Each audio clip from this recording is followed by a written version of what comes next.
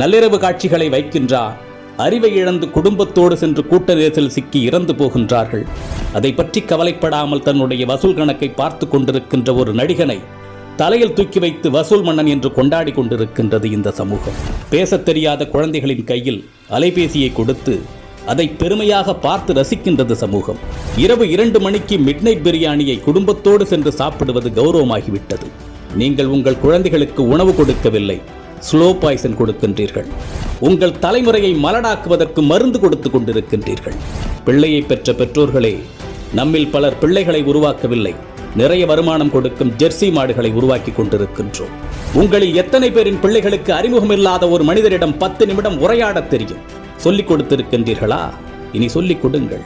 உங்களில் எத்தனை பேரின் பிள்ளைகளுக்கு தன்னம்பிக்கைக்கும் தலைகணத்திற்கும் உள்ள வேறுபாடு தெரியும்? சொல்லிக் கொடுத்திருக்கின்றீர்களா? இனி சொல்லிக் கொடுங்கள். உங்களில் எத்தனை பேரின் பிள்ளைகளுக்கு நம் தாய்மொழியில் தமிழில் தொடர்ந்து ஒரு 5 நிமிடம் பிற மொழி கலவாமல் பேசத் தெரியும்? சொல்லிக் கொடுத்திருக்கின்றீர்களா?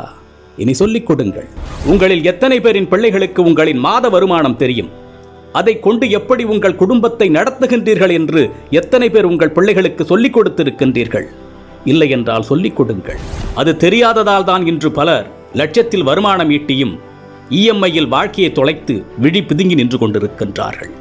ஆண் பிள்ளைகளோ பெண் பிள்ளைகளோ, உடல் வெட்கம் என்றால் என்ன என்று சொல்லிக் கொடுங்கள். 10 வயதில் அணியும் ஆடையது, பருவ வயதில் அணியும் ஆடையது, படுக்கையில் அணியும் ஆடையது, பொதுவெளியில் அணியும் ஆடையது என்று வேறுபாடுகளை சொல்லிக் கொடுங்கள். நம்மில் பல பேரின் பிள்ளைகளுக்கு ஐபோனின் விலை தெரியும், வந்த திரைப்படத்தின் வசூல், வரப்போகும் திரைப்படத்தின் புள்ளி விவரங்கள் எல்லாமே தெரியும். ஆனால் அன்றாடம் நாம் உண்ணக்கூடிய அரிசியின் விலை தெரியுமா? காய்கறிகளின் நிலவரம் தெரியுமா? நம் பிள்ளைகளில் பலருக்கு பில்கேட்ஸை தெரியும், எலான் மஸ்கை தெரியும். ஆனால் நம் மொழிக்காக, இனத்தின் வளர்ச்சிக்காக இன்னுயிர் துறந்த தியாக வரலாறுகளை பற்றி தெரியுமா? இன்னும் சொல்வதானால் உங்களில் எத்தனை பேர் அவர்களை நினைத்து பார்க்கின்றீர்கள்? நம் மண்ணின் தியாக வரலாறுகளை நம் பிள்ளைகளுக்கு சொல்லிக் கொடுங்கள். எப்பொழுதுமே உறவுகளை எதிரிகளாக மட்டுமே கட்டமைத்து அவர்களின் மூளைகளில் ஏற்றி விடாதீர்கள்.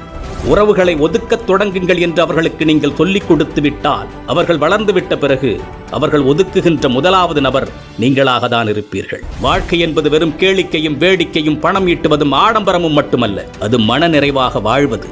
அது எப்படி என்று குழந்தைகளுக்கு கற்றுக் கொடுங்கள். இந்த மனித சமுதாயத்திற்கு பெற்றோர்களாகிய நீங்கள் செய்யக்கூடிய மிகப்பெரிய கடமையே உங்கள் பிள்ளைகளை அறம் சார்ந்த பிள்ளைகளாக, அறிவார்ந்த பிள்ளைகளாக உருவாக்குவதுதான். அறிவு என்பது படித்து தெரிந்து கொள்வதல்ல, ஏடுகளில் இருந்து நாம் அறிந்து கொள்வதல்ல.